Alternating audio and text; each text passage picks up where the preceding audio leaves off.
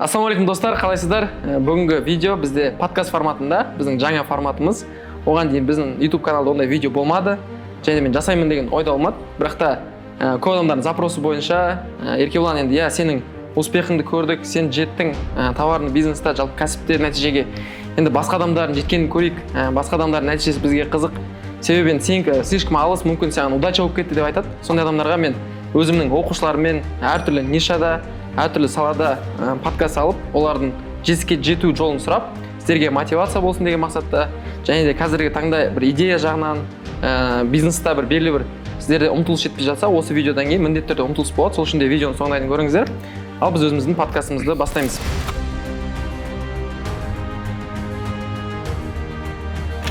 Енді бүгін бізде подкастымыздың қонағы Айбар.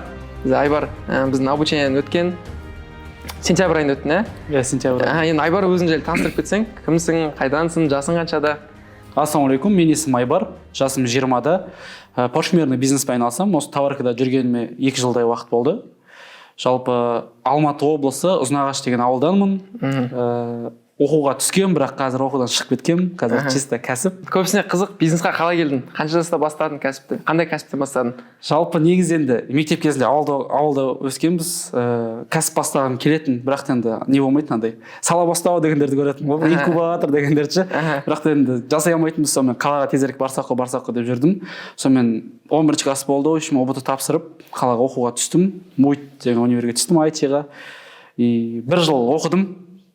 Бірақ IT мен кемес екен түсіндім, андай компьютер ағылшынша түсінбедім, короче. И былай курьер болдым, официант болдым, в общем, грузчик болдым. Сонымен бизнес бастау керек деген ой келді. Ол қанша жасында? 18 жасында келді. И мен ең бір жоп, короче, неге бір курс ататын адамға қадалып қалдым ғой. Мен тұрамын андай жеңіл ақша табудың жолын естеймін да, трейдингті үйренемін деп ойлап, в общем, 500 мың теңгеге, ол кезде 18-ге толмаған кезім ғой. Бір ағамнан қарыз сұрап, курс аламын 500 мыңға. Сонымен анау алаяқ болып шығады да, сонымен соңында.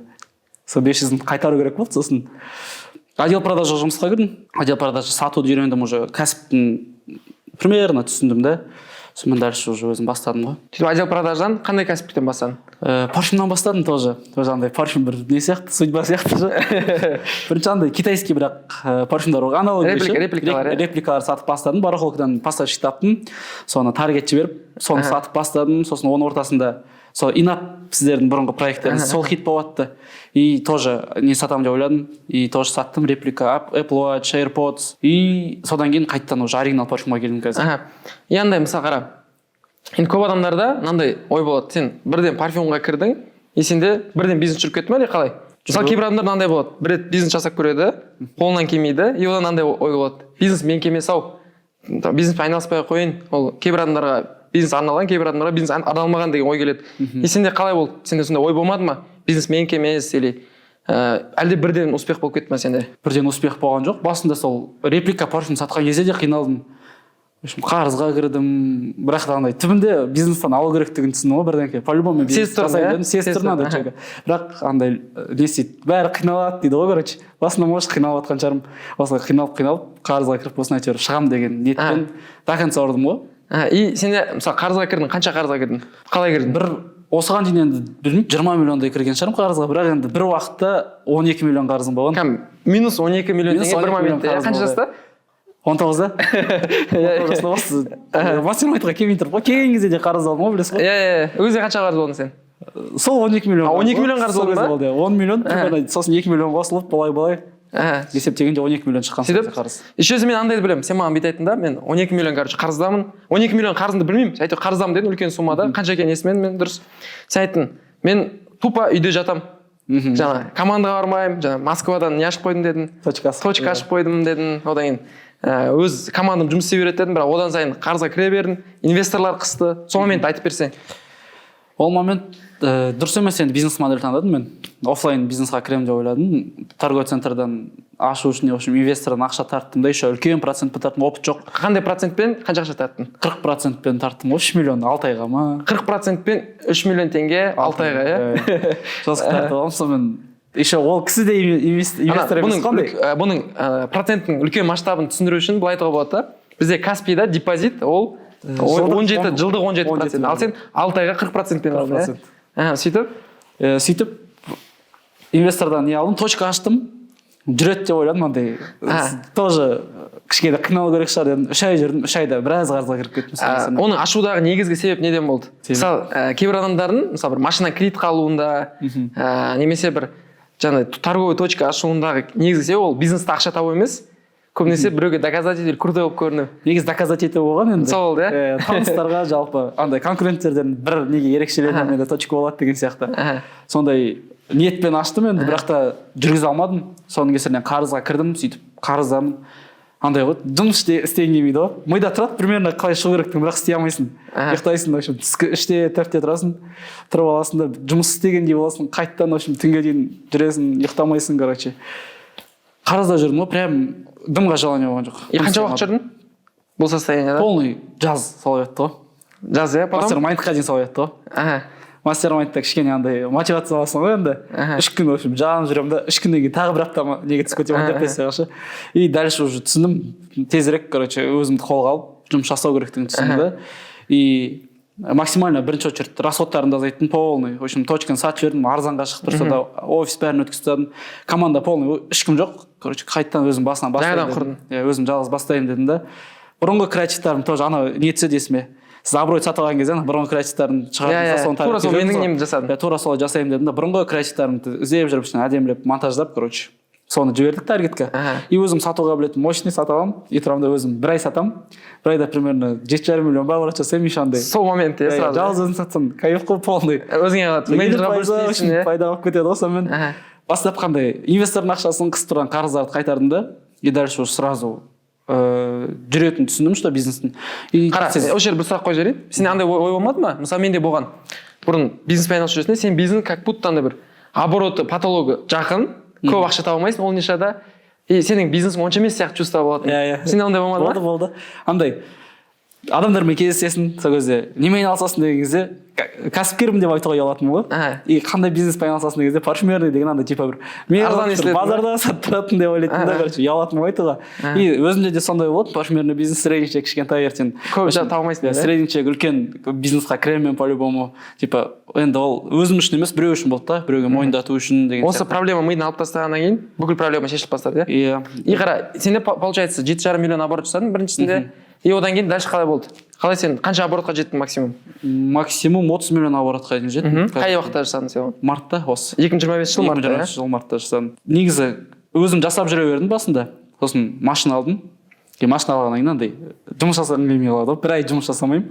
И сонымен тұрамын да, в общем, қайттан қарызға кіріп кетемін ғой. Машинаның оборотының ақшасын алып тастаймын да мен. Сол тұрғанда қайттан қарызға кіріп кетемін. Йо, не болып кетті деймін андай өмірім ше. Енді күшті болып келатасың да қайттан қарызға кіріп кетесің сосын. Что-то болмайды дедім да, короче. Ойландым анда, короче, галатта контекст деген нем бар да. Асықпай ойландым, не үшін бүйтіп жатырмын, неге болай кетті деп. Тура 1 жыл бұрын енді күшті дамып келе жатқан кезде Дубайға кетіп қаламын ғой, бірақ та келемін қайттан қарызға кіріп кетемін ғой, короче. И түсінбеймін да, короче, сосын команда жинау керек дедім. Команда жинап жасаймын дедім, сосын ойладым, камерет сатамын деп ойладым қайттан. Бірақ та енді алғаннан кейін андай іште сату больно болды маған. И лучше, в общем, қарызға ақша алайын дедім да. Дос балам атынан обналичить етемін ғой, рассрочкадан. И сол ақшаға офисін мат етемін да, короче. И команданы қойып команда жинап кеттім. Сөйтіп 30 миллион оборот жасадың, иә? Декабрьде 17 жасадық вроде. Декабрь 17, потом? Январь түсіп қалдық 12-ке. Февраль 20 и дальше 30. Февраль 20 и 30, иә? Өте мықты. Енді бұл жерде мен ойымша ең бірінші бизнесті решать ететін энергия. Сен энергия и мотивация жақсы болды. И дальше андай инструментарий реттедің да? Иә. Шындай инструмент неге жеттің результатқа, иә? Өте керемет. Енді осы көріп отқан адамдарға сенің айтар кеңесің, енді сен мысалы 30 миллион жасадың. Сен үшін 30 миллион аз болып көрінуі мүмкін, мысалы. Басқа кәсіпте бұрыннан жүрген адамдар аз болып көрінуі мүмкін да.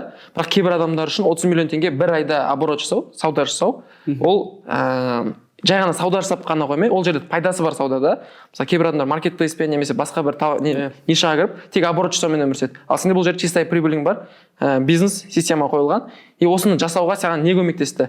И осы көріп отқан адамдарға сен қандай кеңес беретін едің осындай нәтижеге қол жеткізу үшін? Мысалы менің өмірімде қандай ключевой әрекет болды өмірім өзгерткен? Ол мысалы абырой сатып алған момент. Рисковать етемін дедім да, мен сол рискқа бардым, и соның рисктің арқасында менің өмірім түбегейлі өзгерді да.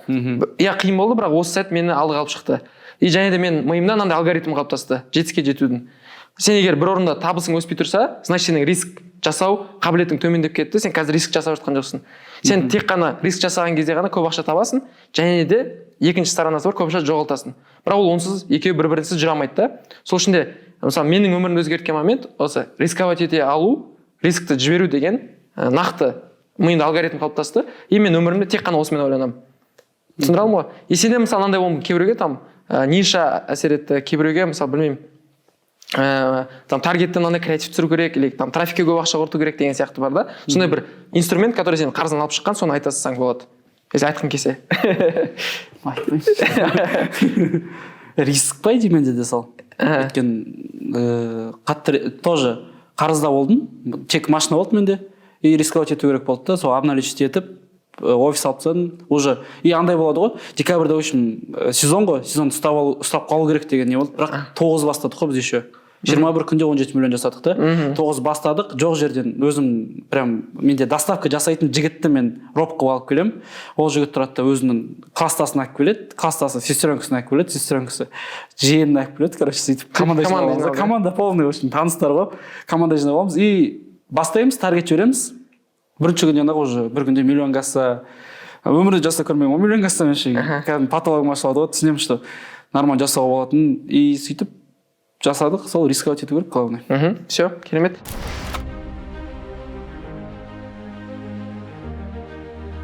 Егер де Айбар мырзамен подкаст сіздерге ұнаса, онда комментарийға өз ойларыңызды жаза кетіңіздер. Алдағы уақытта осындай подкаст көп жасайық па? Себебі сіздердің комментарийға жазғандарыңыз қарай біз сіздерге контент береміз, сіздерге пайдалы боламыз. Сол үшін де барлықтарыңыздың комментарийларыңызды күтеміз. Келесі видеода кездескенше және де біздің каналымызға тіркелуді ұмытпаңыздар.